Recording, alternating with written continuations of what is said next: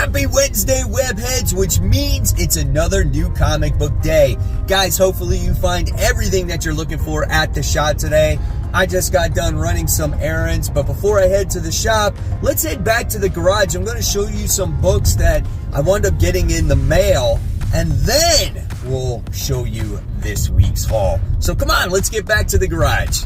So welcome back to Spider Slayer's Lair, guys. This is Spider Slayer's comic book haul. This is episode 604, the video series where each and every week I share with you what I pick up at the comic shop, which is Comic Central, located in the city of Sanford. So if you guys are ever in the Central Florida area and want to stop by Comic Central. They got a great selection, great customer service. You definitely won't be disappointed. And inside will be the mysterious black bags, which will contain your comic books, which I'm going to show you right now.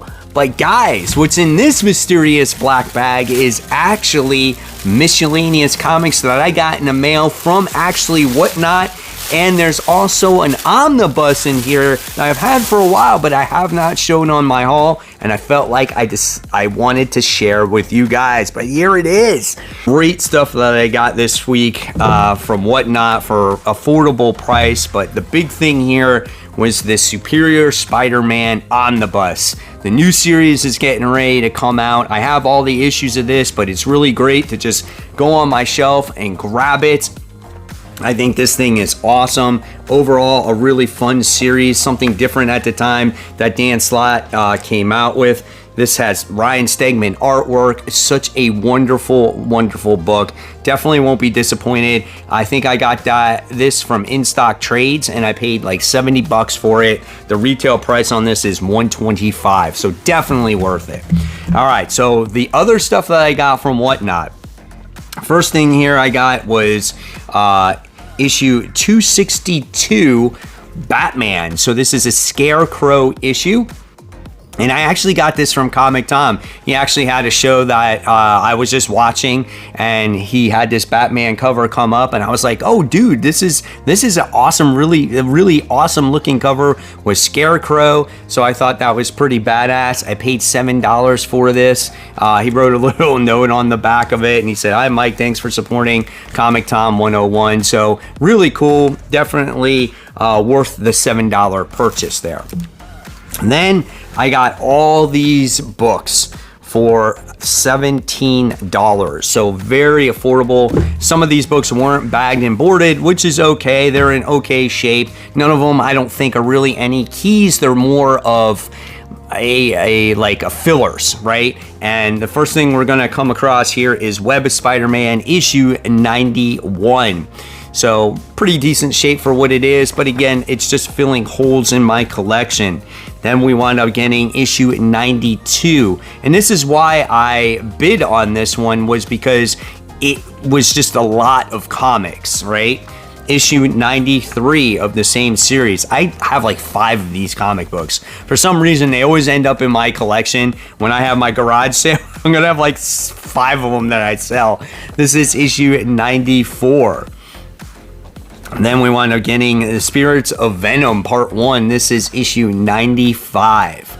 Again, these are all dollar books, so what I paid for them is definitely right there, right? And this, the seller's name was Vanessa Loves Comics, if you want to check them out. So, and I always have my discount code that you can use in the description box to save yourself $15 off of Whatnot. This is issue 97. Here we have issue 98, issue 99. Then we got the infamous issue 100. And it's in really good shape too. So this is like the second copy I own of this book. Then we have issue 104, which I definitely did not have in my collection. This is the Infinity Crusade crossover. Then we have issue 105, issue 106, issue 107 of Web of Spider-Man. Then we have issue 108,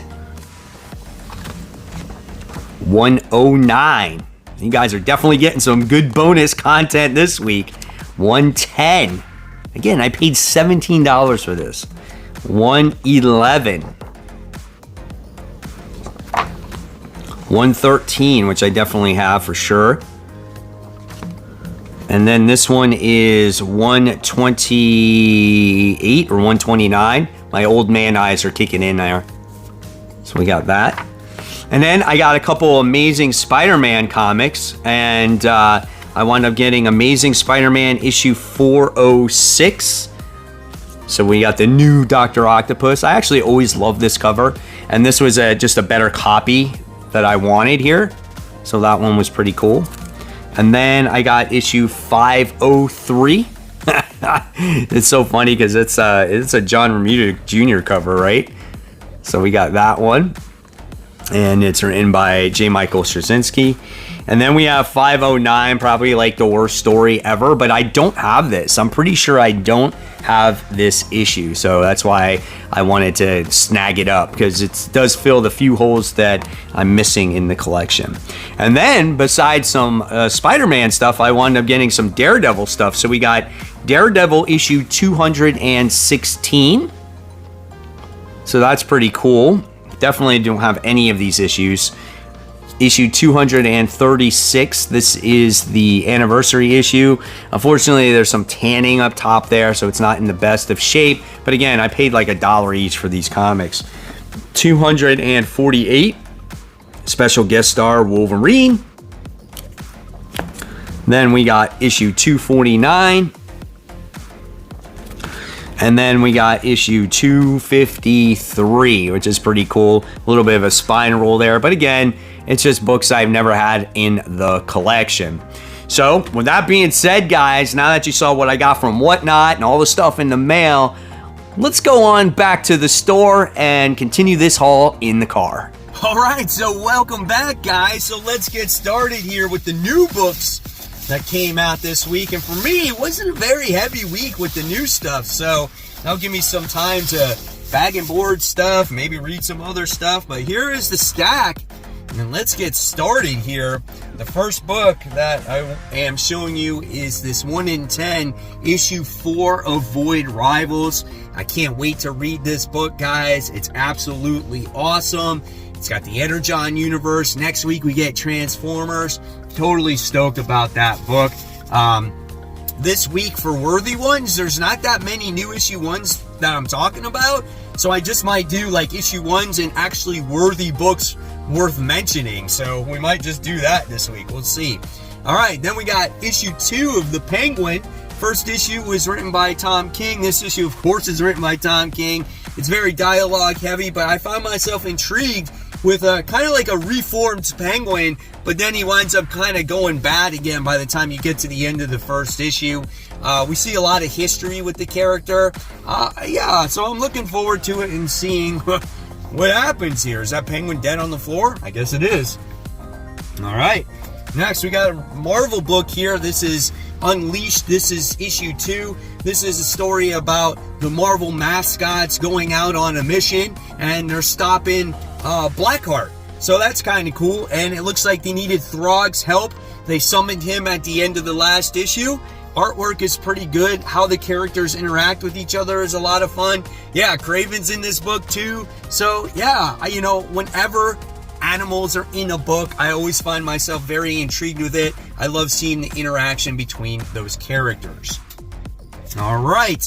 So, with that being said, guys, let's give a quick shout out to the webheads. First shout out goes to Adam, who picked up at the con for $60 this 9.6 Amazing Spider-Man issue 328. That slab looks great. So cool. I need to get mine slabbed one day. Thanks, Adam, for sharing. Then we have Jake, who is showing off his Thor issue 337 and all of his Simonson run on Thor. He got this at Hickory Comic Con. So cool. Congratulations, Jake, on showing off those Thor comics. Then we got Christopher Jones, who got a couple amazing Spider-Man keys. He went to Cincinnati Comic Expo. Love that picture with you standing in front of that banner. I wish I had that in my garage. Then we have Polio, who is showing off his 9.4 Wolverine issue 1 from that 4-issue miniseries. Man, that is awesome. And then he just got issues 1 through 100 of Wolverine. He's brand new to the hobby, but man, he's definitely a completionist when it comes to those Wolverine comics. So if you guys want to get shouted out on future hauls, just come on over to Facebook and search for the group Comic Book Corner 2.0 Webheads Unite. You guys got to answer a few questions, abide by the community rules, and once I approve you, you will have access to this awesome Webhead community where you guys can discuss all your hauls, your CGC grabs, your supplies, podcasts, just everything and anything when it comes to comic books. Guys, this is a great place, and then you never know when you could get shouted out on future comic book hauls. Continuing on, we have Blade. This is issue 3. Very surprising series here, written by Brian Hill. Awesome book with great artwork. There's always lots of action in this series as well. We've gotten to see Blade, who's accidentally unleashed this crazy entity. He's trying to rescue his weapons manufacturer by the name of Tulip as well, and it looks like he got possessed in the last issue, and he's trying to fight that off in this issue. So if you're looking for a good Blade comic, or just a good comic in general, I think Blade is where it's at, and I think Marvel's doing a really nice job in its horror department right now. Next, we have the continuation of the Avengers. This is issue 5. Here we got Scarlet Witch on the cover as she's being manipulated by some kind of skulls with magical powers. And in this issue, it looks like we're wind up going to see all these new villains do battle against Earth's mightiest. So we've got introduced to the brand new team of good guys and the brand new team of bad guys. And this is a much better Avengers than what we've been getting. I think Jed McKay's been doing a solid job. Can't wait to read this next issue. Great artwork here, man. All right. Now we'll go on to some DC, and it looks like I wound up getting 2 issues of the Penguin for some reason, so I'm going to have to either bring that back or give that away. But when we go to DC, we got Power Girl, issue 1. I love this freaking cover. This one is really good. There's a lot of gorgeous Power Girl covers out there, but this one doesn't focus on the boobs. This one focuses on her facial expression and her in action. So I thought this one was awesome here. So that's issue 1 of Power Girl. Let's check out the interior art. We're definitely going to be talking about this book in the Worthy One department to see if this one's any better than like in the stories that we got in the past when it came to like the Lazarus pit or the Lazarus rain or whatever it is. So maybe it might be better, maybe not, but we'll see. And then I wound up getting the other variant. We got the foil variant here. So that's a nice one too. Like I said, there were so many different variant covers out there. Then we got Green Arrow. This is issue 4. This one is going to be a lot of fun because we're getting Parallax in here. And we all know the history of Green Lantern and Green Arrow. They've always teamed up in the past with each other. And this just confirms it when you got Parallax in a book. Awesome artwork here. Love the green. It makes the book really pop. Can't wait for this issue, man. This is going to be super exciting. Then, one of the biggest number 1s of the week is The Flash. So there's some people out there that have already been saying this is the greatest book, and some people are saying this is the worst book. What is Mike Spider Slayer gonna say? I don't know. You'll find out tomorrow on Worthy Ones, guys. Dodato's artwork is actually pretty good. Like, I like it. Does it fit a Flash book? Well, we'll see. I mean, that's what we have to determine. There's definitely a lot of dialogue in here. So, yeah. There it is, Flash issue 1.